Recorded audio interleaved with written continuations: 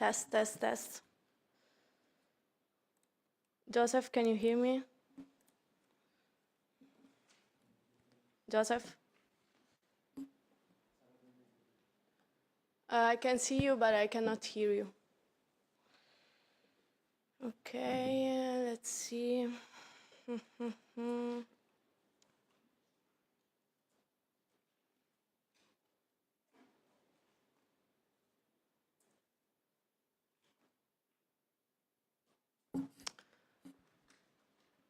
Maxime, I cannot hear Joseph.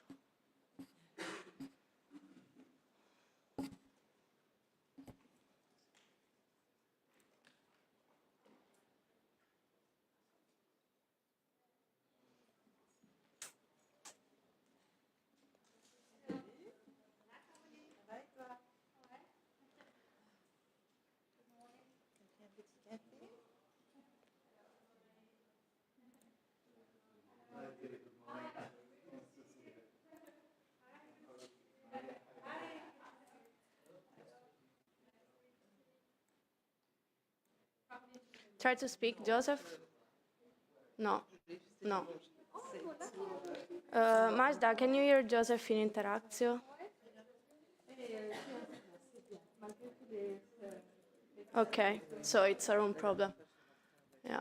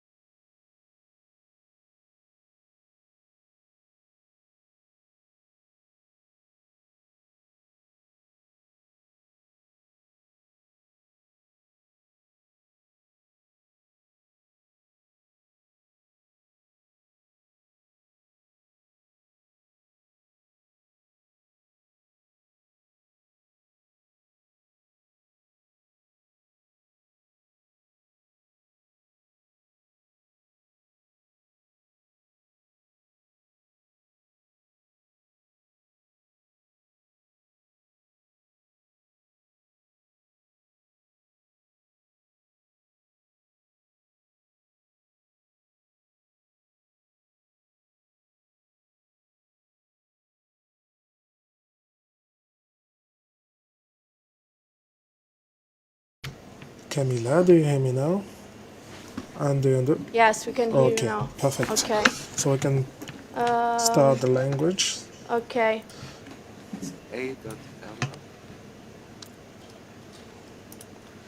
Okay, we test languages and then we check. 1 second. Yeah. I check. Okay.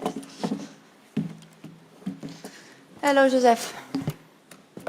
Hello, Ines. Show music. You're ready to test the languages? What languages we have? It's We have German, German, English, English, French, French, Okay, cool. Italian, and Polish. Okay, we can start with German then. from Inès, on peut 30 secondes avant le Oh. test. Joseph, you hear German? this one. Okay, perfect. No German interaction? Ah, s'il te plaît. Il n'y a pas de problème. Donnez-moi là, s'il te plaît. Quand je serai à Bruxelles. Ah, yeah. Just a moment.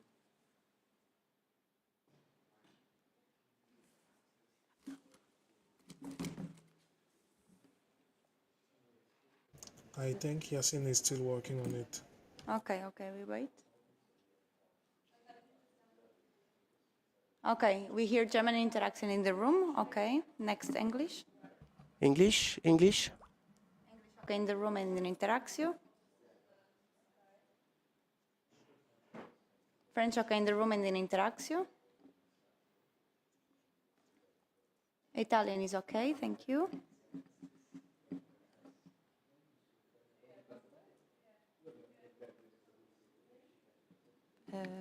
Which language? Polish. Just give me a second. Can we repeat Polish? Polish is okay in the room as well. Okay, Joseph, can you talk a bit more? Okay, do you hear me now? Sound good in the room? Can we have the remote a bit higher in the room, please? Okay, I will keep speaking then and do test, test, test. Let me know when it's okay for you. And do. Test room, 1, 2, 1, 2, 1, 2. Reggie, can we have the Still the remote same. higher in the room? Okay, 1, 2, 1, 2, 1, 2. Test, test, test, test, test. And do. Is it okay like this, Ines? Do you hear Joseph loud enough? Now it's okay for you, Ines? And do. It's okay now. Okay? Thank you. Okay, super. Okay, merci, Joseph. The video, Ines. Reggie, can we test the video now? This one is the only one updated. Okay, perfect. Thank you. Thank you.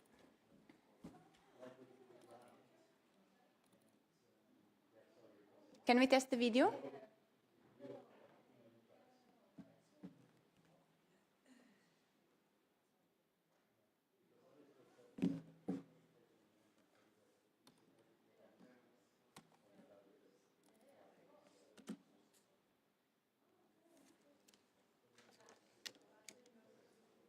There's no sound?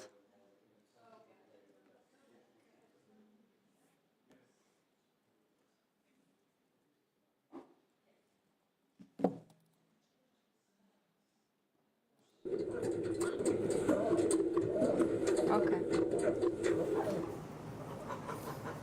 Indian interaction is okay? Joseph, can you confirm if it's okay in interaction? Yeah? Yep, I have the sound interaction. Okay. Okay, thank you. You can remove the video, please. Thank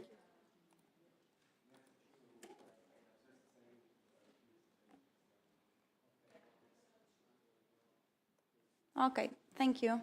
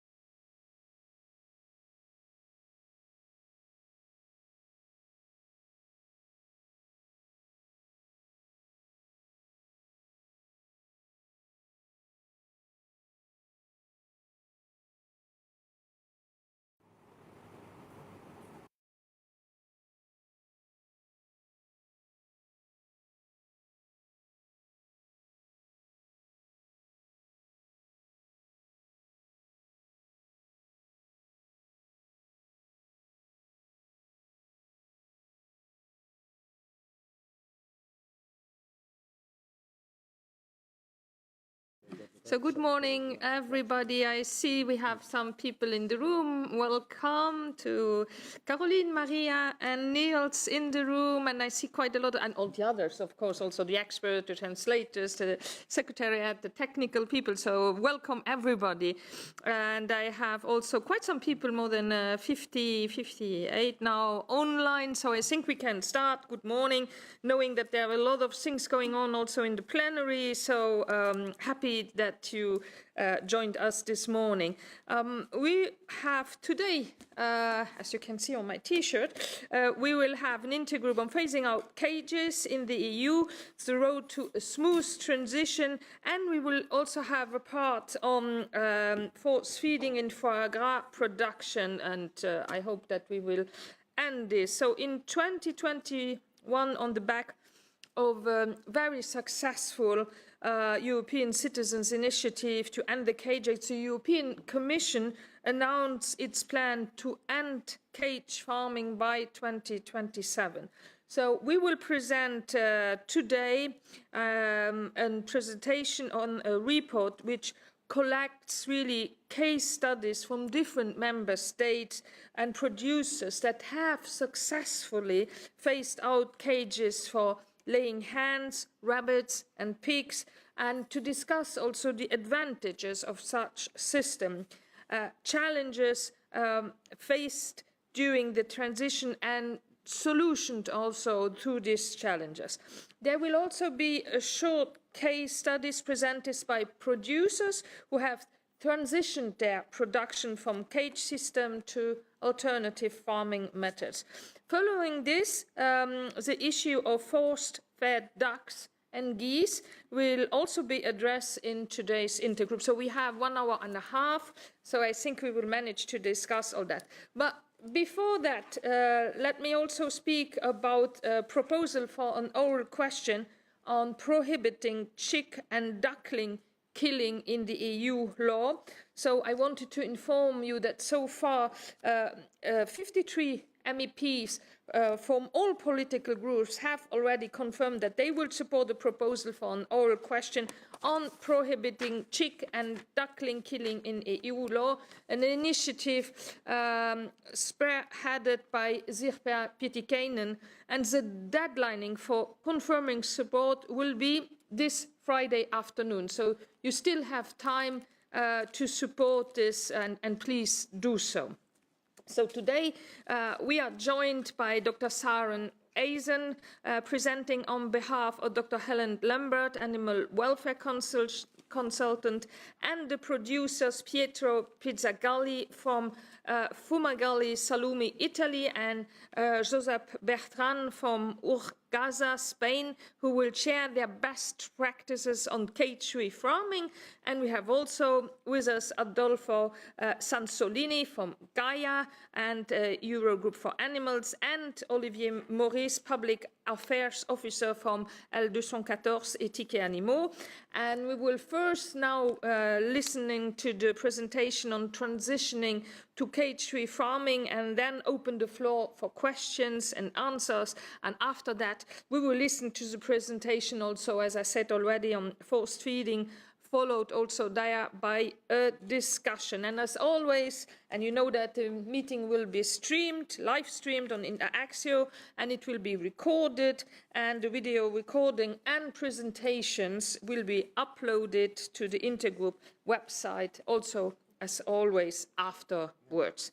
So I will start first presentation. I will give immediately the floor to Dr. Sarah Eisen, who will present the report on phasing out cages in the EU, the road to a smooth transition. Mrs. Eisen, the floor is yours.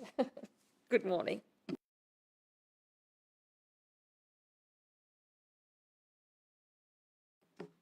Thank you. It's my first time here. I'm Dr. Sarah Eisen. I'm an animal welfare scientist, but also head of research at Compassion in Well Farming. And I'm doing this talk on behalf of Dr. Helen Lambert, who was not able to be here today. If you go to the next slide. So today I'm going to go through the 5 domains model, which sets the scene for... Could you go to the next slide, please? There we go. Which sets the scene for the talk today, talking about transitioning away from cages for sows, rabbits and hens, and then some of the challenges that were identified through this research project and for transitioning to non-cage systems. And then there'll be time for questions. So on to the next slide, please. What's the 5-domain model? Next slide again. It is a framework or model for assessing animal welfare. So there's 4 physical or functional domains, including physical health, the environment, nutrition, and behaviour. And behaviour includes interactions between the animals, with other animals, with their environment, and with their human caretakers. And these 4 functional or physical domains feed into the overall animal's experience of their welfare in terms of their mental state. On to the next slide, please. It's a useful model for assessing, although it was developed for assessing welfare in research animals, it's quite useful for assessing welfare in production systems because it not only explores the negative impacts of systems, but also looks at the positive impacts as well. And in terms of cages, obviously the 4th domain behaviour, cages induce severe behavioural restriction, but on the positive side, cage-free systems enable behaviour expression, and in terms of the environment, most importantly, freedom of choice for the animals. So now I'm going to talk, if you go to the next slide, about the transition away from cages in sows. So next slide again, please. So the current use of cage systems for sows are perhaps the most severely restricted animals, farmed animals. Sow stalls are used for about a week before insemination. So once the piglets separated from the sow, from their last litter of piglets, they can be housed in stalls for a week, 5 to 7 days before they're inseminated, and then up to 4 weeks after. And there's some variation between different member states in that length of cage period. And then for farrowing, about a week before they're expected to give birth, they're put into a different type of crate, a farrowing crate, and then they're in there for a week before and then up to 4 weeks, sometimes even longer afterwards, depending on the management. So as I said, these are severely restricting. They're not much bigger than the sow's body. The sow can't even turn round. She can't properly interact with her piglets. And she can't separate her behaviours. I mean, who wants to eat where they go to the toilet? And it's very sad to see a sow try to move away when she wants to go to the toilet, and she simply can't. So these confinements the confinement leads to frustration and distress. Next slide, please. But there are alternatives and being successfully used across the EU. They can be individual indoor pens, which provide greater freedom of movement for the sows.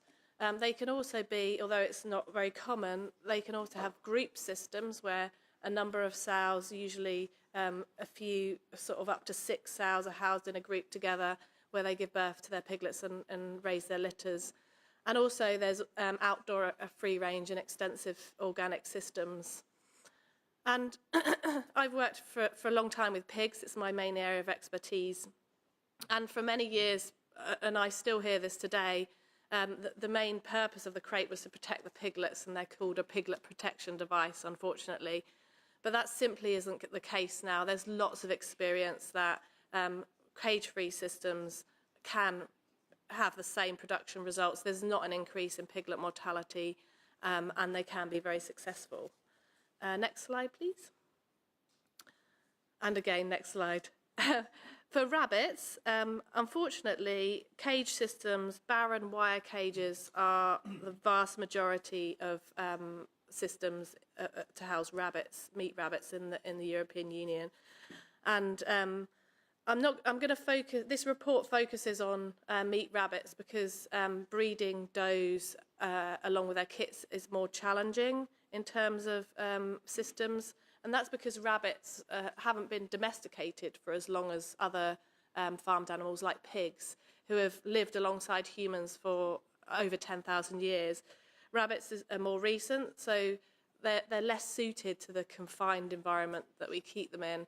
And there needs to be more research into the housing systems for the breeding does to enable social contact, but also avoid some of the issues of aggression between rabbits and things like two rabbits, double littering, where two rabbits give birth in the same nest box. So there needs to be more research on that. But for the meat rabbits, cage-free systems, prevent them from being able to run or hop, or even sometimes stand upright, which they love to do. And they are really, really restrictive, again, causing stress and boredom. And often you get high levels of injuries from the wire cages, diseases spread more easily, so you've got a higher use of antibiotics. And of course, that contributes to the problem of antimicrobial resistance. Next slide, please. Alternatives to next slide, please. Alternatives to cage systems for rabbits include elevated floor systems, sometimes called park systems. There's also other types of pen systems for indoor use. And then, of course, there's the outdoor free-range extensive systems that provide a more natural setting for the rabbits. It gives them more space to move freely. They can escape from others if they want to. They can gnaw and forage and express their natural behaviours, and it also reduces the risk of injuries, aggression, and reduces the use of antibiotics as well. Next slide, please. And again, next slide. For hens, there's back when the Baron battery cage was banned in 2012, some transition to the use of enriched cages, which gave hens slightly more space and a few enrichment devices like perches, pecking and scratching devices. But there's still a cage, and they still severely restrict hens' natural behaviours like foraging and dust bathing. And they don't really have enough space to behave normally, and they also get frustrated and bored. Next slide. But thankfully, when that transition happened, a lot of producers actually looked to the future and saw the way the market was going towards cage-free systems. So there's quite a lot of experience now of alternative cage-free systems, including aviaries, barns, and free-range organic extensive systems as well. Next slide, please. So I'll go on to talk about some of the challenges that were the key challenges that were highlighted when putting together this report, and some solutions as well. If you could go on to the next slide, please. So obviously, one of the main challenges is the financial cost. And just in my own experience of talking to producers and those involved with what's called alternative environments, but we hope that they will become mainstream, is that those early adopters have faced a lot of risks and uncertainty financially, because although they often get a premium for their products, if anything goes wrong, which is happening at the moment, the cost of feed, the cost of energy is increasing the cost of production. It hits them harder. So at the moment, the cost of equipment is increasing. Farmers might have investments that they're currently paying off. So they have a period of depreciation, which is on average around 15 years to pay back loans to be able to reinvest in a new system. And also, of course, sadly, egg and meat prices can be insufficient to cover those costs of production. Next slide, please. But there are solutions. The European Commission needs to support farmers to make this transition away from cages to systems that are better for everyone. They must get a fair price for their products. And I encourage everyone to have a look at this report, Financing the Cage-Free Transition, which was written by the it's got it out of my head now. Anyway, have a look at the report.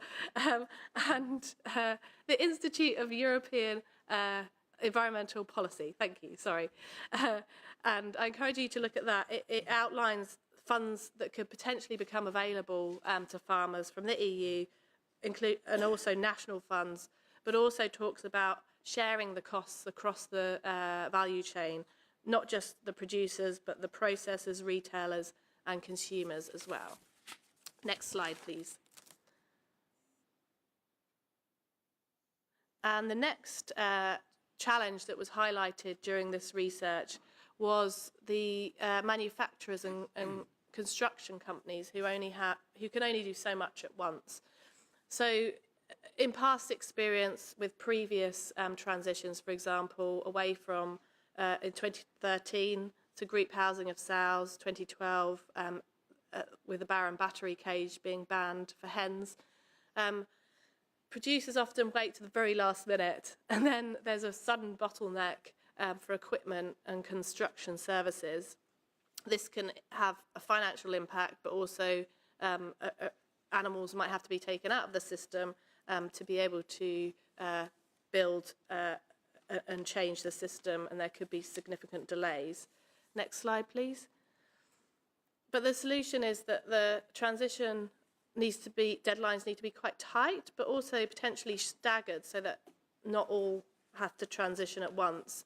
And then there could also be incentives to those who transition early and who make the change sooner rather than later, and potentially looking at those farmers who are ready to reinvest, transitioning earlier on. Next slide, please.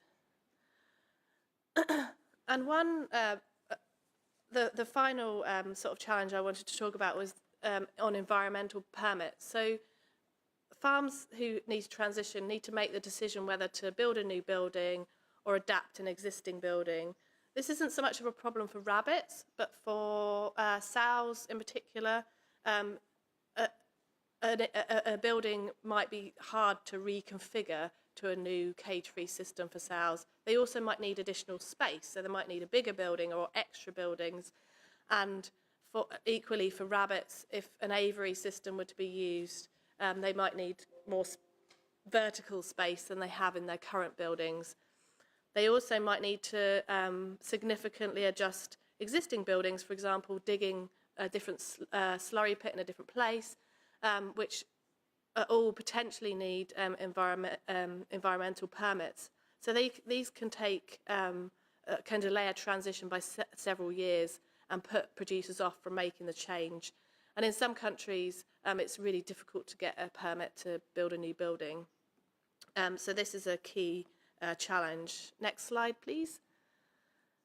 So there needs to be a solution from an agreement between the European Commission and Member States to jointly find solutions for securing these environmental permits to significantly streamline this process, to make it easier to make this transition.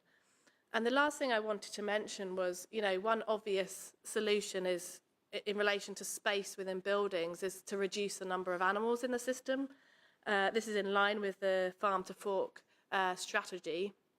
And if farmers, if their livelihood is not impacted, I'm sure they would be very happy to have fewer animals in the system. Yeah, as long as they can make the same amount of money, they're not financially impacted. So this is a really important thing to think about, and also in terms of consumption, that also needs to decline in line with the number of animals, because we want to avoid another key challenge identified by a lot of the stakeholders is that we don't want imports that have lower welfare standards and that are difficult to monitor and check. So we don't want to undermine EU producers in that way. And the final slide, if you could go to that, is the full report will soon be published. And thank you all for listening. Thank you very much to you, and indeed looking forward to read also the full report, because it really points out the challenges, but also with a lot of hope that we can see there. I go to the second presentation. I give the floor to two speakers now from the industry to share really their best practice on a transition on cage-free farming. And I will start by Mr. Pizzagalli. The floor is yours, and then afterwards we're going to listen to Mr. Bertrand. But first, Mr. Pizzagalli, you have the floor, please. Buongiorno a tutti, sono Pietro Pizzagalli. Good morning, everyone. My name is Pietro Pizzagalli. Within my business, I'm in charge of the transition from a conventional to an animal well-being system. I have a few slides here, and I'm going to tell you a little bit about our specific experience and the way that we went about getting rid of pens for sows. Now, I think there's something important to underscore now. When you're moving to this type of system that's more respectful of animal well-being, there's a real opportunity for livestock farmers too. If you look at the market today, you need to be competitive, but at the same time, you're dealing with consumers who pay close attention not only to the quality of the product, but the way it's produced. So actually, this transition is an opportunity. It's an opportunity for farmers to keep pace with trends on the market and then continue to do so well into the future. I'll just give you a brief introduction of my business. It's a family business, 4th generation now. And we've always had a cross-cutting focus across the whole of the pig industry. And pork is all we produce currently. We have 3 subsectors. Livestock farming is the first one. And we do genetic modification there. We manage the whole network of animals across the different pig farms. So we deal with pig reproduction. We deal with nursing and weaning pigs as well. And then we move to the fattening stage.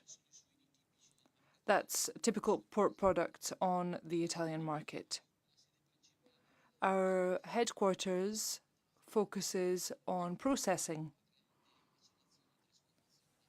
This is where the meat is dealt with to produce, again, typical products of Italian cold cuts.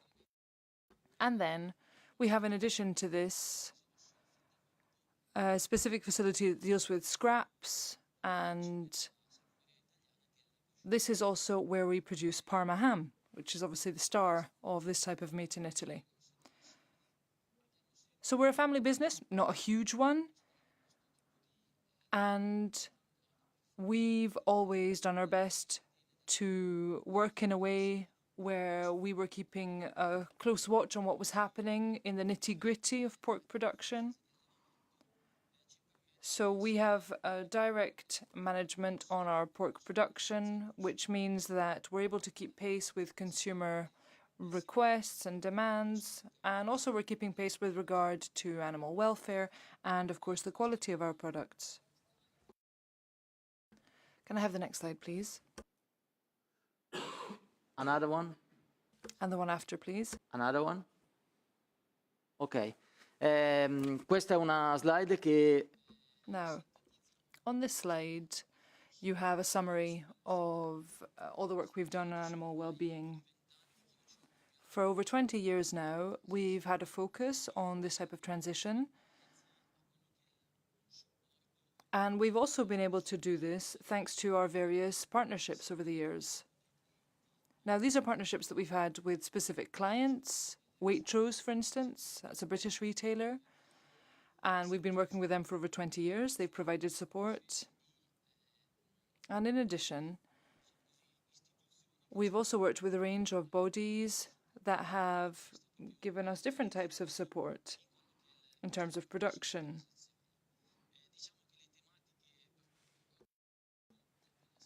So when it comes to animal well-being, there have been different paths that we've chosen to take.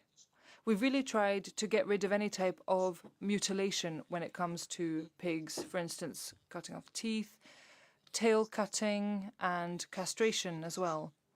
Once we had got that underway, we focused on other issues as well, free farrowing. So what that entails specifically is getting rid of conventional farrowing crates. It's also got to do with moving away from crates and pens altogether when it comes to gestation. And when it comes to the fattening stage, we have 100% of animals who live, who are able to move around and roam freely, feeding on straw, and that's the fattening stage. So this is where things stand today. We have about 70% of sows living on straw, 80% free insemination, 50% are able to free farrow, 100% of animals growing on farms on straw, and then we have a fattening farm on straw as well as 60%, depending on the weight of the animal.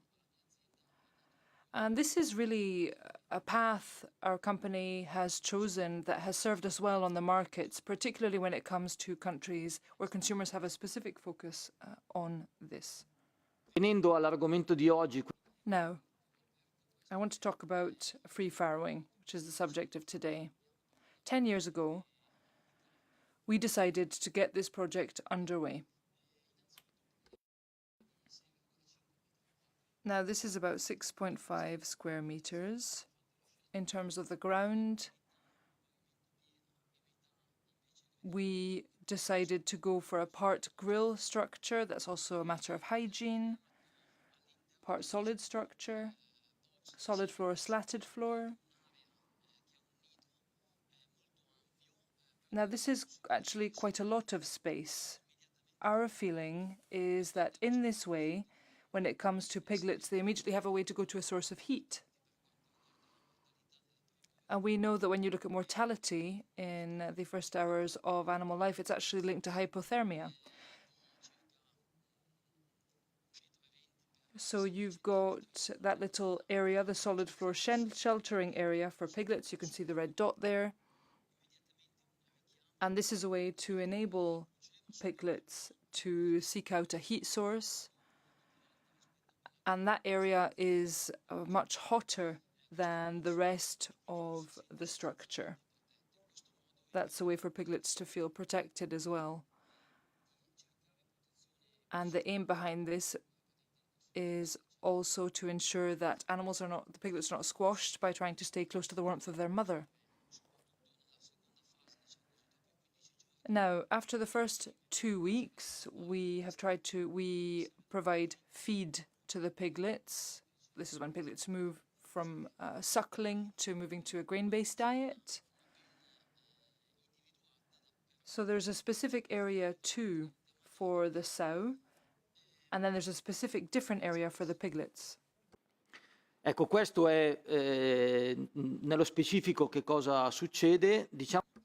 So what does all this mean?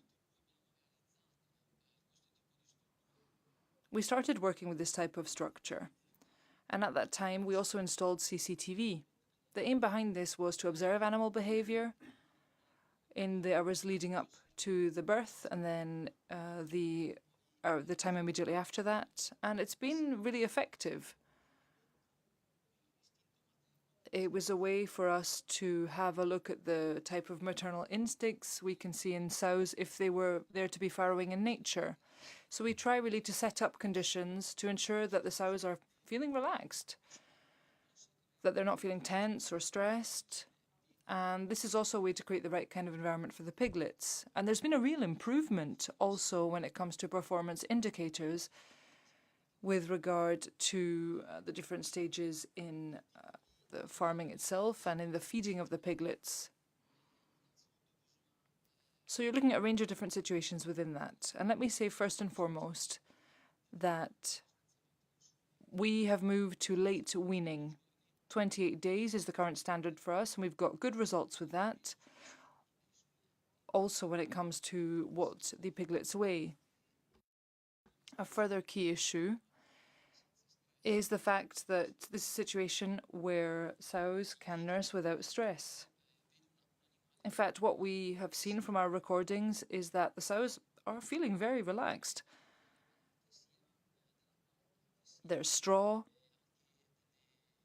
but it's not just about that. There's also leaves rather than wood.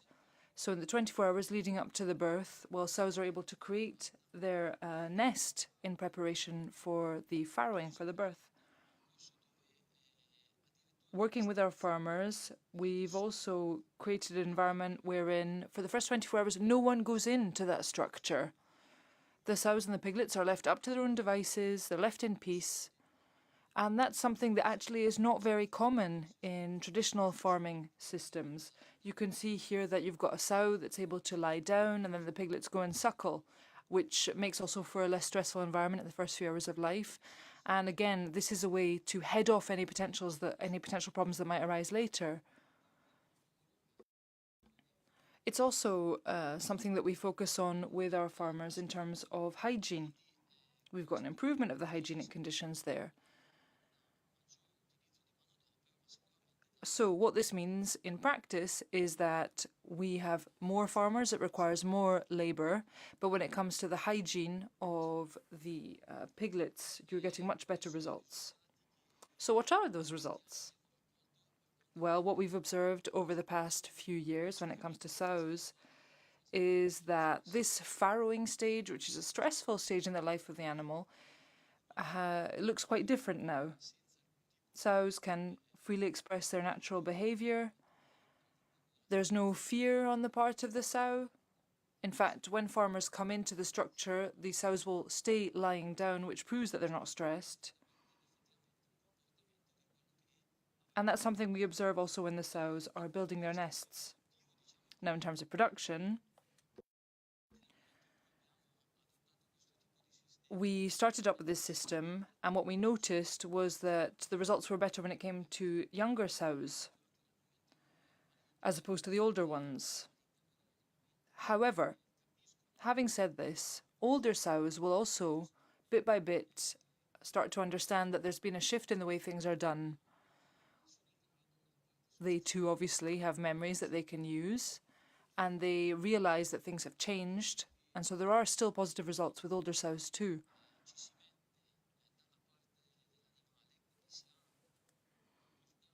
But more broadly, this is really about being humble, putting ourselves in the shoes of the sows, if you will, understanding how things affect them.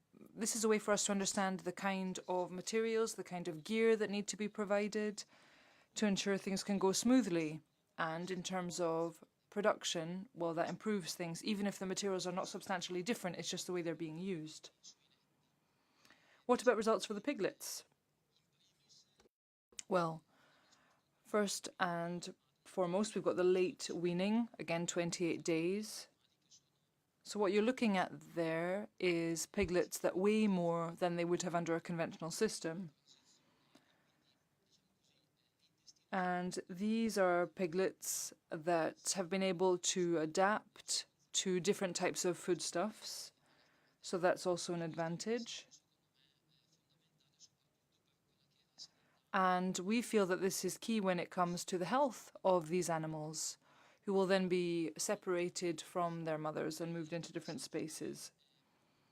But it's not just that. In this type of environment,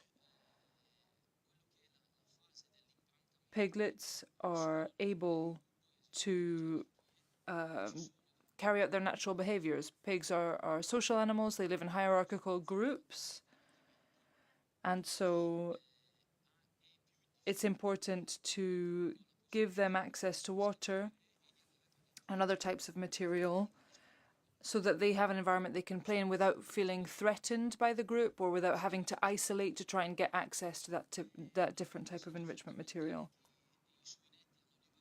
A further point on piglets as well. Over the course of the whole day, piglets have free access to different types of food and to water. Again, they have the suspended ropes with the further enrichment material. And it's very important that for the first 24 hours, the farmer does not intervene. This would be intrusive to the pigs and the sows. This is important because you're looking at a mechanism wherein the sow will call the piglets to her. Because farmers don't enter that space, it's less stressful which means that there's a lowered risk, for instance, of the sow accidentally squashing or crushing the piglets. And because there's that undisturbed space for 24 hours, piglets can intake colostrum in the appropriate way. And this does have an impact on the health of the piglets, so it's important to stick to that. So, just to conclude, I was asked to speak about the experience in my business, and I do have some recommendations that I'd like to make to you from a technical viewpoint. It's very important that support be provided to farmers who are carrying out this type of transition. And here I would very much like to echo what the rapporteur said earlier. There needs to be financing that goes hand in hand with any support that's provided. But if you look at a business like mine that's invested in this type of change, it's very important to have clear rules around the way things work. Clear rules, what that means is that if, for instance, tomorrow morning there needs to be a patent around the structure, the size of that structure, let's say, for instance, the structure that we have built is smaller than the rules, at least we have a clear outline of what we're supposed to be doing. So we would call for clear rules and regulations around this. And there's a further matter as well. We'd like to see a labelling system that will enable consumers to make an enlightened choice so that they can really have full grasp of the product that they're buying. I think that there's a lot of confusion on the market. Everything's rather vague. All the labelling is voluntary. And I think that that's a problem for businesses, but in particular, and moreover for consumers who ought to be able to make an informed choice about what they're buying. This was very interesting, and it's always good to see that it is possible with a lot of win-win-win situation. And we have already a question, so please feel free. Thomas Weiss, you had raised your hand that you wanted to ask something. Now, so I have now Niels Volsang and Caroline. So yeah, I wanted to do it afterwards, but I think it's also good to do it immediately. We can also do it afterwards. No, I think it's more fresh maybe than now. Why not? Yeah. Well, first of all, thank you for your presentation. And I mean, here in the room, we all work a lot on these topics, and we're all aware that the pictures you showed, that's improvement. So you know how it usually looks like when it comes to pig production. And I want to echo very much your call for an animal welfare labeling, because what the reality that we see is that within conventional farming, there's a lot of different kind of levels of animal welfare. And by having an animal welfare label, like, let's say, the more animal-friendly ways of production can also get a certain price on the market. My question was more towards the first presentation, and this is where you're actually making a distinction when it comes to financing the transition between, let's say, enterprises that basically have a stable and buy the fodder and sell the manure and their income situation and distinguish that from farmers that actually plant parts or maybe even every fodder for the animals themselves. So where you have this certain amount of land in relation to a certain amount of animals, where you're having a look into that. And secondly, where you're having a look into who actually profits how much in the whole value chain. Because if you know what farmers get for their produce, and if you compare that with what consumers pay in the supermarket, there is a quite interesting gap. And to my experience, very often farmers stay with a very low income while others in the value chain are earning well. Did you look into that? And last but not least, you mentioned it at the end of your presentation. We have to make sure that our own producers are not put out of business by imports that do not match up with our regulations and with our animal welfare standards. And especially in the egg sector, that is a real crucial question, because, I mean, look, every euro that goes towards Ukraine, I'm happy about, but we have to also see that I mean, I'm Austrian, so you know we're a bit forehand when it comes to hens and cages, but you know we've seen a lot of producers being put out of business because the product is just replaced by egg powder by liquid egg.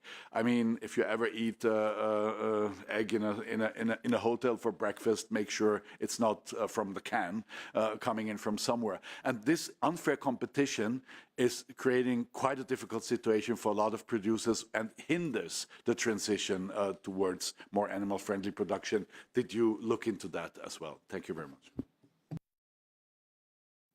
Yeah, I think that it was more remark, and there was a question to Dr. Eisen. Please, if you want to react.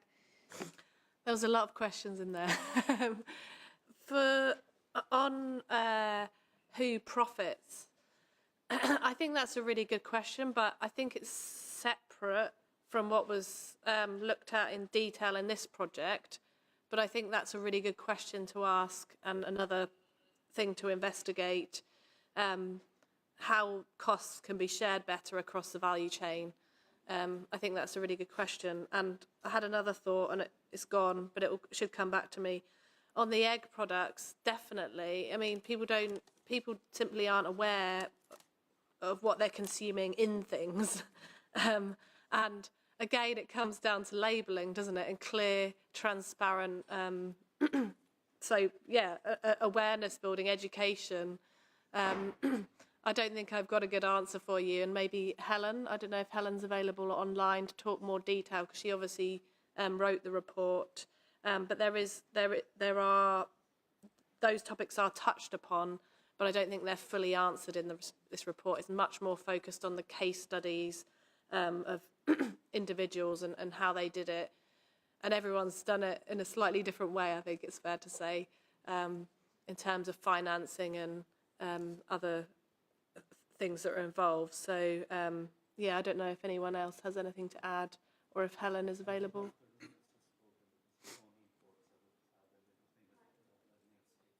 Okay. Yeah.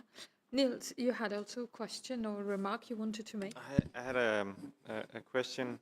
Thank you very much. Good to see that this is actually possible. It's clearly possible. There are solutions to get rid of the cages. So we know that we're going to have a proposal from the European Commission later this year. What we don't know is when is it going to happen in terms of phasing in periods. I think that's a completely open question. It's going to be a struggle, a political struggle here in the Parliament, as when it comes to when are we going to phase this in, how long are we going to give the industry and the farmers to adapt. That's one political struggle we will have. The second political struggle we will have is about which animals are covered by this. You mentioned, Sarah, some animals that I assume those are the ones that you think are very important, hens, pigs, rabbits, but there are also other animals. So my question to you is, what do you think is realistic in terms of phasing in periods? When can this happen? How fast can we go? We want to go as fast as possible, I think, in this room, but what is realistic?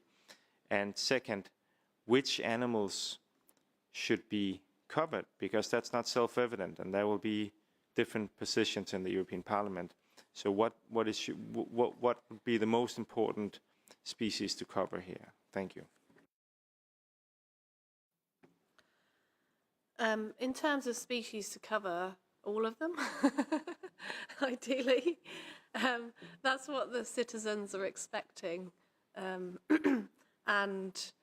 I wouldn't want to suggest, but obviously the greatest scale and severity, so using a risk assessment approach, is important as well. For some sectors, it's not going to be a problem, like the egg-laying sector. I forgot to mention it during the presentation, but many of them already invested in 2012 or before, so they're probably ready to reinvest now. So it might not be a problem, and that timeline could be short. Similar for the case of sows for that insemination period as well. I don't really want to comment on timelines, because we've always stuck to the 2027 date, and that's what people are expecting. So I won't comment on that. Is Helen available online, or are we? Yeah. I don't know if she is able to comment further. I can now. Yeah, that's fine. That's good. Hello, Helen. So you have the floor, and then I have three other questions coming up, and then I see again time flying. But Helen, you have the floor to give some more explanation on the questions asked. Thank you. Sorry, I couldn't wouldn't let me join earlier. So just to catch up on the last few questions, in terms of timelines, all the details will be in the report. We're just calculating the timelines, but naturally there will be some differentiation between the different species because the EU's readiness, producers' readiness, availability of systems all will vary across the different species. Going back to the comment about eggs and imports, absolutely. I mean, there needs to be something done around imports from third countries because, especially for powdered eggs, this is where all the stakeholders really raise this as a significant issue. With shell eggs, it's less of an issue. You know, with good labelling, sort of consumers know what they're buying, but it's the powdered eggs that are coming in other products. That's what's really going to undercut EU producers if something's not done around imports there as well. So that was a really significant issue that was raised by stakeholders. Obviously, it doesn't affect everyone because some companies will specialise in producing for the powdered egg market, whereas others specialise for table eggs. But that is, I certainly agree, it's a significant issue. I'm trying to remember all the different questions that came up as I was trying to get in. But was there anything else you wanted me to respond on?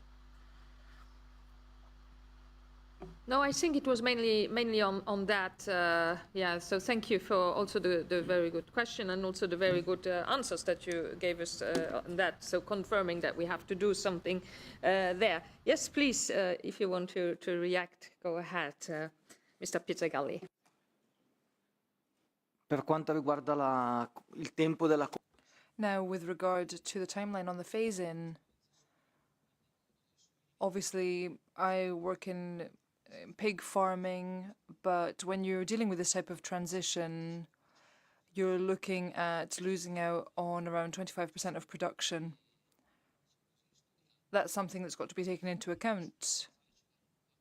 I think it takes 4 years to do the thing properly, reduce production, get the new system up and running, because there are major changes to the type of structures, the facilities that you're using.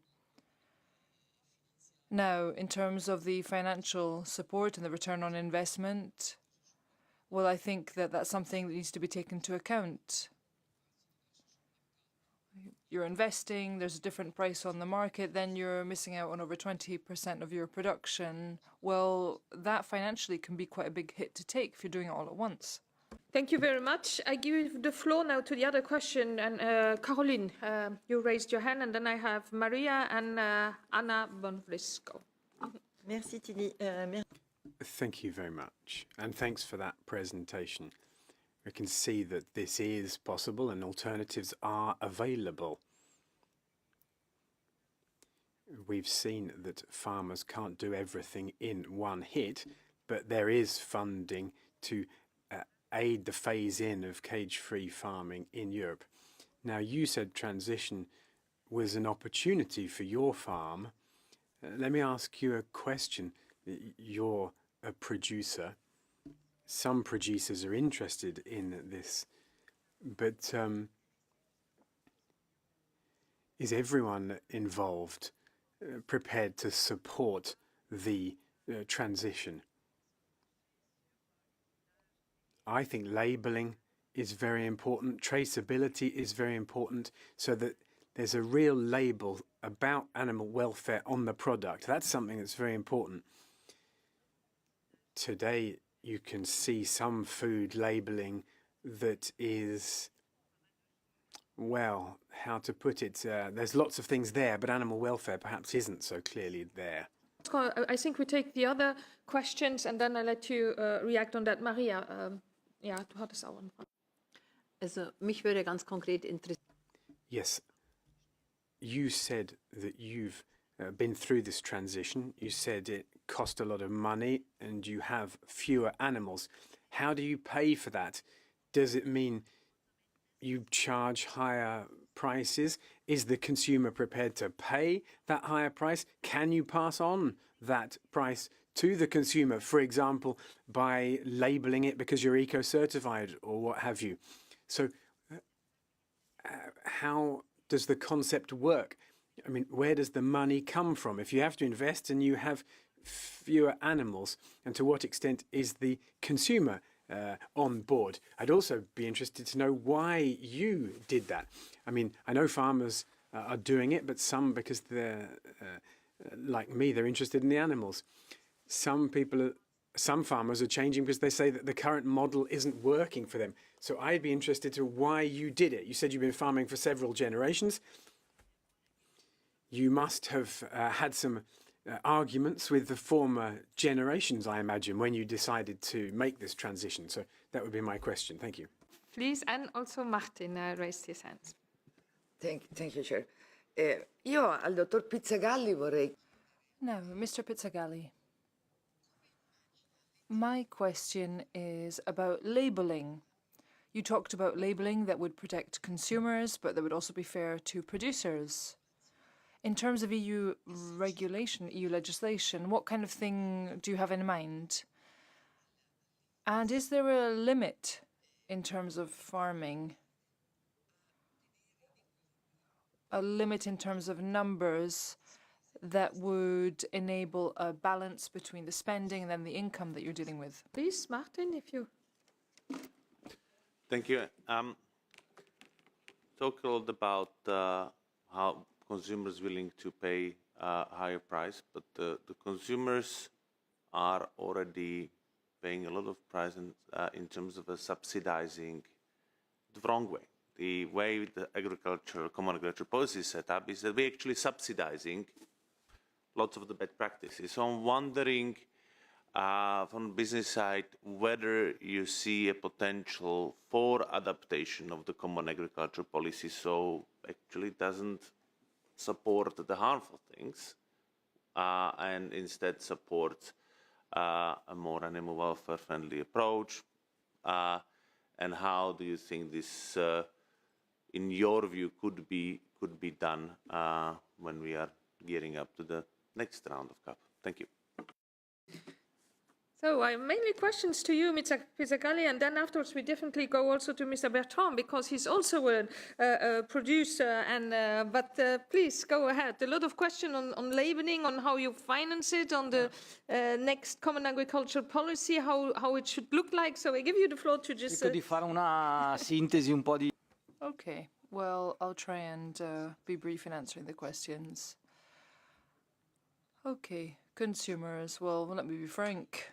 The real problem that we're facing is that today you've got consumers paying, in some cases paying a lot, willing to pay a lot, but that doesn't get back to the farmers. So farmers are the one paying the price because they're the last rung on the ladder. So this is about understanding how value is distributed in terms of what consumers pay. Next. This phase-in, well, we decided to make this choice because we believe in it. We've got a sustainability policy, and this also includes the way in which we decided to do livestock farming. Now, how do we manage to make these investments? Well, we decided to choose to invest in this type of farming. So this was all paid for out of pocket. Because it's something we believe in, as I said. We're a small family business. If you look at the broader spectrum of Italian producers, and we're the only business in that setting managing farming directly. And then also we also have a direct handhold on the processing. And that's our model. That's the DNA of our business, if you will. Animal well-being is part and parcel of that. So what we're doing now is seeking consumers or retailers who share those same values. We want to work with people who also believe in animal well-being. So that means that 70% of our work is done outside of Italy currently. We work with countries that are more sensitive to this type of reasoning. And that's really where we get the energy, the drive to carry on with this type of transition onto labelling now? Well, I'm not sure what the solution is exactly, but what I can say is that for our part, we have a QR code that we include on the label. So consumers have a direct link to our website so they can see videos of how animals live. Because the first step is defining what animal well-being is, and that's what consumers have to understand. I was asked to talk about this at an event a while ago, and we realized that consumers don't know anything about the livestock farming process. So we want a clear label, and we need to make choices around that as well. You can't include all the information on every label. There are some spaces where we do include all that information. We call that the gold standard value chain, where there's information on every step of the process. But we feel also there are other ways of doing things, though this is still held to a higher standard than the current legislation in force. We do believe there ought to be an update to the legislation with the progress that's been made. It's not that we want to be farming just 50 pigs living in luxury. Of course, we want an industrial scale system, but we want animal welfare within that as well. Farming with compassion is part of what we do, and the aim is really to have an industrial scale system, but that still upholds standards of animal well-being. We feel that that's the right way of doing things. And of course, there are costs that are involved in that, and those costs have to be sustainable. Our businesses have to be sustainable, even if it's more expensive. And we know, we've done the calculations around how much more expensive it is, but we still feel it's the right direction to move in. Thank you. Thank you very much for all this interesting input. And I think we should definitely, as I said, I see time running again. I have to take a little bit better care of that. I give the floor to Mr. Bertrand. The floor is yours, please.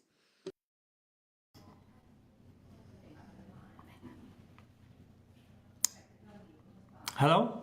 Yes, we see you, and we see also your presentation. Okay. So we had no time to connect everything. So good morning. Okay. Good morning, everybody. My name is Joseph Bertrand. First of all, I would like to thank you for the opportunity to introduce our quail laying system in the European Parliament. Let me do a short introduction of our company. Urgasa is a Spanish company based in Catalonia, with more than 40 years of experience rearing quails and producing quail eggs for human consumption, mainly for the European market. In 2009, one of our clients from Germany came up with a new concept that it was becoming popular in his country, which was the improvement of the keeping conditions for quail-laying hens. Honestly, when he explained me the idea, I was a little bit skeptic because the animal welfare was still not developed in Spain. But at the same way, I liked the idea because it was a big challenge that could help us to improve and go a step forward for the standard production. From that moment, we started to develop a project for a new laying system that we started in France and finished in Spain. From 2009 to 2011, and after testing 6 different prototypes, we finally got what nowadays is our free-to-fly quail laying system. In 2014, 3 years later, the new free-to-fly farm was built. Since then, we have continuously improving the system. But let's talk about the free-to-fly system. Please, if you can, next slide. First of all, the farm is divided in 2 different compartments or units. Each unit accommodates maximum 2,000 quails. Next slide. At the same time, each compartment is divided in 3 different areas. the laying area or nest, where the quails have a darker light and they can rest and lay the eggs in a more relaxed way. The feeding area and drinking area, where the quails have unlimited access to the feed and water. And the sandpit, where the quails can enjoy of a sun bath and recreate their natural behavior. Next slide, please. The most important feature of the system compared to cage system is the density. While in a cage system the standard density is about 100 quails per square meter, in a free-to-fly system the density is just 35 quails per square meter. Other features of the system would be that there's natural light and ventilation. Also, there's a lot of space between the floor and the ceiling. The quail has a wide movement and the possibility to jump or fly inside the enclosure. Next slide, please. The advantage of this system are that we reduce the mortality at the end of the flock. We increase their laying period in the farm by 1 month. We also improve the shell stability of the egg. And also we got better result in terms of keeping their feathers. On the other hand, the main disadvantage is that the significant investment that this project involves compared to a cage farm. The labor cost is also higher since it needs more maintenance. To finalize the presentation, I would like to point out the big challenge that we had to assume. Next slide, please. First, because the challenge was to design a new farm without any reference from other quail producers. It was not easy to find a balance between the animal welfare, the hygiene for the animal and the eggs, and the laying rate. Moreover, we couldn't copy the chicken-hen system, since the quail has totally different behavior, as they are not so domesticated as chickens. They have an anarchic way to lay eggs, unlike the chicken hens, which can be educated to always lay at the same place. Last but not least, I would like to remark another important point, which is the lack of financial aids or funds for new projects like this one from the public organizations. The animal welfare movement is the most demanded requirement in the current society, and the companies are also struggling between these needs and the economic resources that these requirements involve. Next slide. Many thanks for your time, and I hope you liked our presentation. Have a good day. So thank you very much. So another example of clear improvement, especially regarding the space, even though it still seems far away from really, the liberty or the normal, if we see 35 per square meter compared to 100, even to me 35 seems a lot. But except if there is a very urgent question or remark, I would like to go to the next presentation on the foie gras production, if that is okay for you. And there I'm very happy to give the floor to Adolfo Sandolino from Salolini, from Gaia, who will make the case for the EU legislation to match with scientific evidence and citizens' concerns. In particular, the need to eliminate the arbitrary requirement of this minimum weight to use in foie gras production presently contained in the EU regulation on marketing standards for poultry meat. Mr. Sanzolini, the floor is yours, dear Adolfo. You have the floor. Thank you, Tilly. Thank you very much. There should be a presentation popping up at some point. I will start in the meanwhile. no, this is the other one, is the one that will come off. But anyway, you all know a lot about this problem, and the problem is, I'm going straight to the point, it's a parliamentary audience. You know that there is this problem of the requirement of minimum liver weights, the weights of the livers of ducks and geese used for foie gras production. What you will see in the next slide, it's if it happens, if it appears, is that basically this was a complete invention. Thank you very much. There was no presence of minimum liver weights in any production protocol of foie gras before 1991, when this thing suddenly appeared in European legislation with 250 grams for ducks and 400 for geese. In 95, the regulation changed, 300 for ducks and 400 for geese. How did it happen?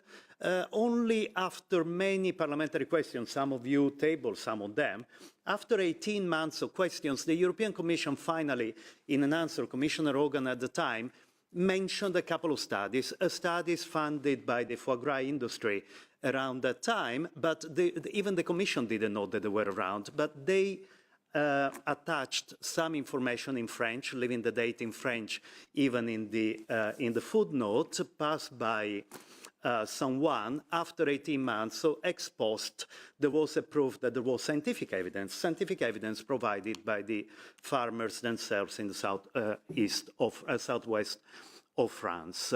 It was maintained in Regulation 2008, 543/2008, which is the existing regulation. In the meanwhile, what happened in the EU was that already with the Maastricht Treaty, animals became sentient beings. They were no longer tomatoes, they were no longer agricultural products, but there is nothing about assessment on animal welfare done before the 2008 regulation was approved. And nothing was done about the effects of the minimum liver weights on unfair competition with other producers in the farmers of ducks and geese in the European Union. The fact that this de facto obliges to force-feed the animals because no duck on this planet will develop a liver of 300 grams unless they are force-fed. And consumers, we are in the only aspect of farm animal welfare where consumers have no choice to go for higher welfare systems, because you cannot call a product foie gras if the animals are not being force-fed and those livers have become so gigantic. So basically one of the effects of this is to penalize higher welfare producers and countries. Next. So there is something that can be easily done. The regulation, and this is under revision now. If you can go to the next slide, please. Sorry. And perfect, thanks. And this is in the hands of Commissioner Wojciechowski. There is a proposal that we are expecting to be published. It's about deleting this simply these two lines, or as Professor Donald Broom said in this room some years ago, if weights should be kept, should be maximum weights to avoid, scientifically based weights to avoid that the animals suffer, that the animals are reduced in a state where they cannot breathe, they cannot walk, they cannot perform natural behaviors. And next, this shouldn't be too difficult to achieve, to give this choice to consumers, also because force-feeding is not only an ethical crime, it's actually a crime in the legislation of 22 member states, plus 2 of the 3 Belgian regions. It's only allowed in 4 countries and Wallonia, and the fines have only analyzed, you will see here a selection of 5 member states and 2 of the Belgian regions. In most of the EU, there are fines or imprisonment and no, it's the previous slide. If we can go back. Thank you for the enthusiasm. And anyway, in some countries, we can go to fines up to 800,000 euros, imprisonment up to 6 years, and obviously cessation of the activities. Already in 1998, so before 10 years before the regulation was approved, the SCAV, the Scientific Committee on Animal Health and Welfare of the European Commission, which then became EFSA, said that force-feeding as currently practiced is detrimental to the welfare of birds, and force-feeding is in contradiction with Article 14 of the Annex to the General Directive on Farm Animal Welfare. We'll see that in a minute.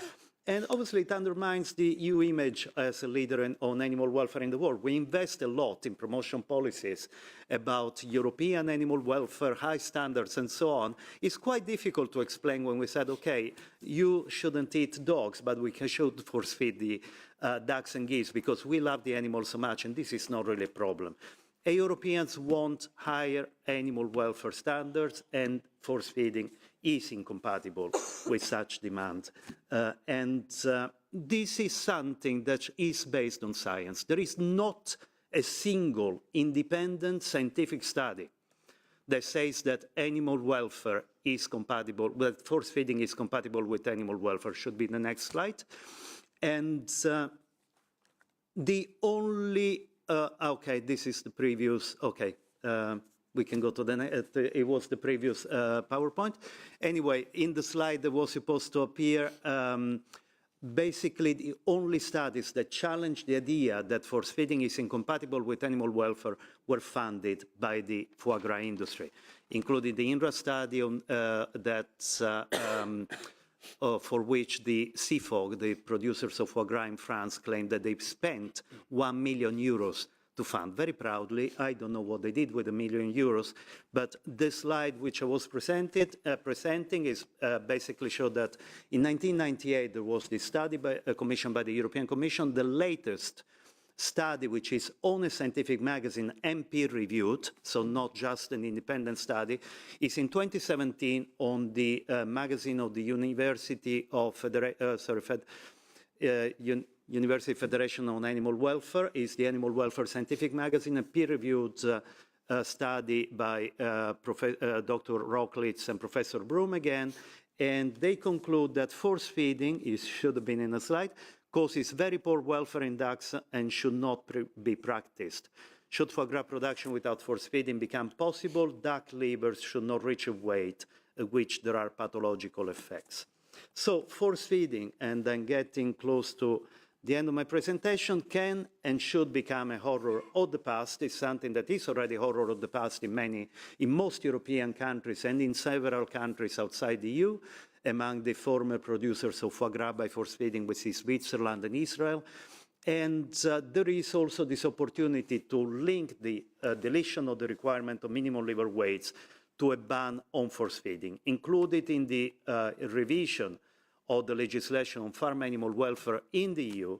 And Thomas Weitz is not here now, but he was talking about imports. Requirements for imports should apply, but should apply on the ground of public morals. This is not about unfair competition. Unfair competition is what minimum weights are causing within the EU. But with international markets, we could legitimately apply the same requirement of only having foie gras produced without force feeding to imported products based on Article 20 of GATT, so public morals, and there is broad demonstration that Europeans reject this form of torture. Thank you. Olivier, you can show how the reality is now. Yes, indeed. And thank you, Adolfo, for these very strong words. And it's amazing. I mean, the solution would be so easy, that it is not done yet. But yeah, let's go to Olivier, as you say, from L240, who comes with... 214, pardon, 240, I have it. Which come with recent investigation to show really this horror, which is still going on. Merci beaucoup. Bonjour à tous. Thank you very much. My name's Olivier Maurice, and I am the spokesperson for L214, which defends animal rights, where animals are used as a source of food. Now, the presentation that I want to give you today includes some fairly clear pictures of the practices in the sector and complements what Adolfo has said. Let me just say something about L214, first of all. We've got 50,000 members in France, and we're known for the investigations that we carry out in farms and during transport and at abattoirs. Now, before I get down to the crux of the matter, let me just ask if I could have the next slide. Yeah, before I get to the crux, let me just read, if I could, from an animal welfare report that was approved in the European Parliament. And there's a report from Jeremy de Searle from last year. Foie gras production is based on practices that are respectful of animal welfare. And the fattening phase of 10 to 12 days of 2 meals per day respects the biological parameters of the animals. Now, the investigation I'm going to share with you very much contradicts that report, because force feeding is really entirely contradictory to animal welfare. Now, these are disturbing pictures. I feel I have to tell you that in advance. They were taken in the southwest, in the Lot in France, which is known for its production of foie gras. And this farm actually has a protected geographical indication label. Now, I'll show you the video. There shouldn't be any soundtrack, and I'll just speak over the top of it. So force feeding means forcing ducks or geese to eat a large quantity of corn so that the liver swells to create hepatic steatosis. Here you can see the force feeding. A pump forces a kilo of food into the crop in just a few seconds. These ducks are 3 months old. The grills, or the cages, allow it to force the animals down to the ground so that the force feeding can take place more easily. So the farm operator grabs them one by one and force feeding them. The idea is to create the fatty liver. As you can see, a lot of animals die during this stage. A Commission report showed that mortality was 20 times higher during this stage of force feeding than in other parts of the life cycle. The animals are often injured because they have to walk on the cage bars, and hepatic steatosis also is linked to respiratory problems, diarrhea, and generally poor health, seriously poor health for the animals. Now you can see female ducks on these images. That's normal. That's unusual, because usually males are force-fed and the females are killed. Why? Because there are fewer nerves in the male liver and the liver is a bit fatter. We've got avian flu as well at the moment, and so there's a shortage of male ducklings, and that's why the females are being force-fed this year as well. We need the European institutions' support so that this practice is prohibited, because it runs counter to animal welfare and is certainly not what the European institutions have said, namely that they'd like to be the leader in the world in animal welfare issues. Thank you very much, and thank you very much for the investigation.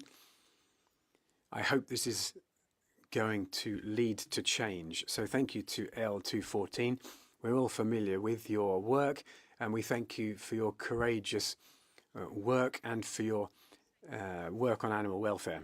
A few minutes left, 7 all in all. If you have some questions, remarks you want to make, please, there is still a little bit time left, so don't hesitate. Caroline, please. Non, moi j'ai simplement à vous remercier.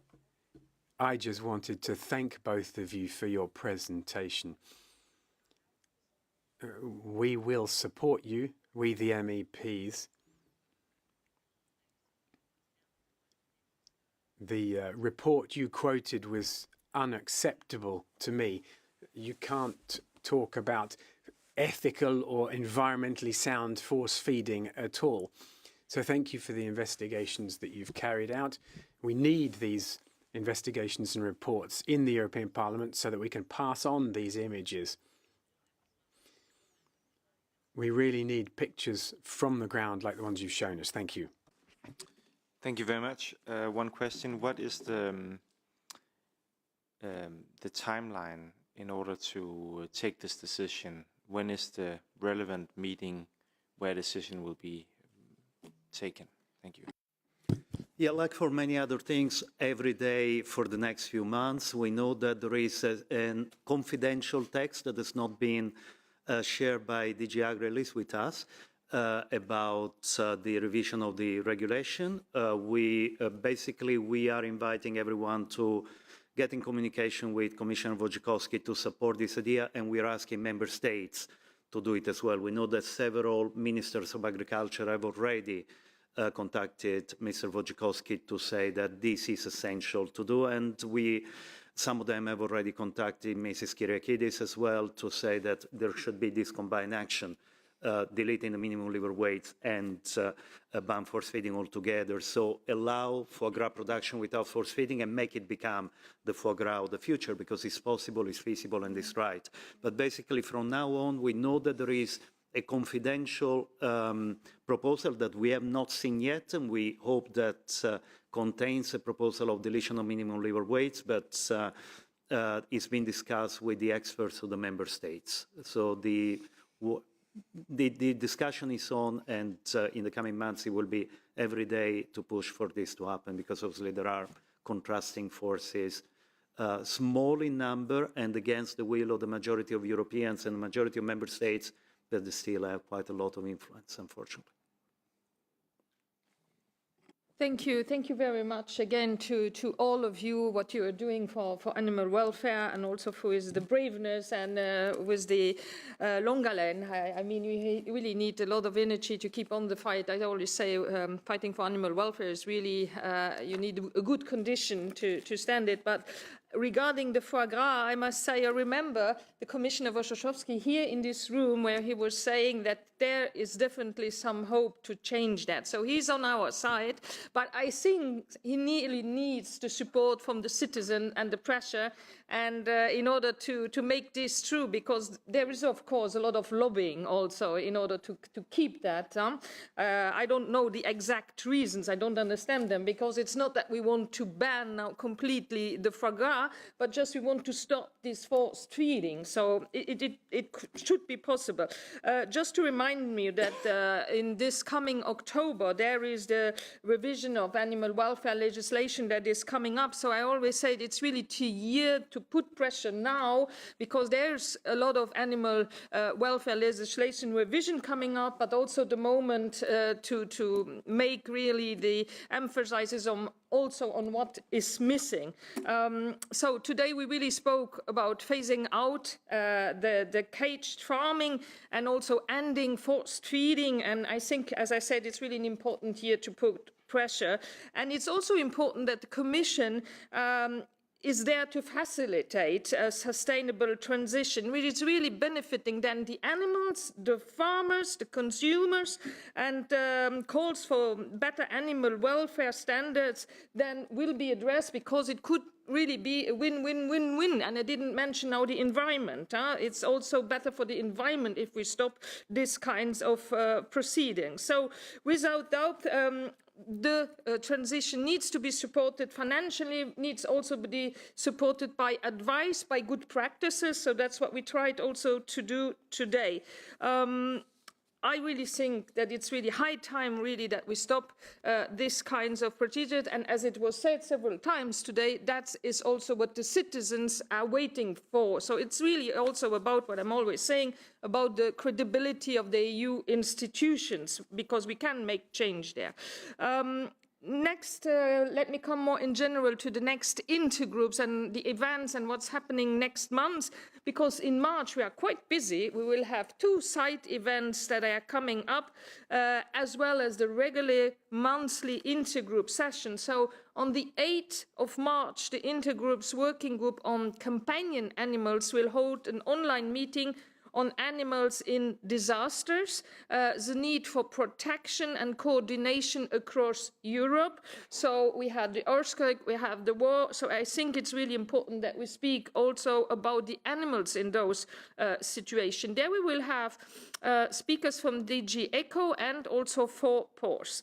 And then the monthly intergroup session will take place on the 16th of March and will be on the economic case for the revision of the EU animal welfare legislation. So 2 related reports. One, very important, let's speak about the true cost of the current animal production for public health and for the environment, as well as a report on the consumer's willingness to pay will be presented. So very interesting topics, so please save the date on the 16th of March. And finally, on the 23rd of March, there will be another event hosted by Manuela Ripa and Pascal Durand concerning the case for an EU-wide positive list for companion animals. So that's the communications for today. Now we are on time. Thank you very much to all of you. I know you had some issues today with the PowerPoint presentation, so thank you very much for managing that so well.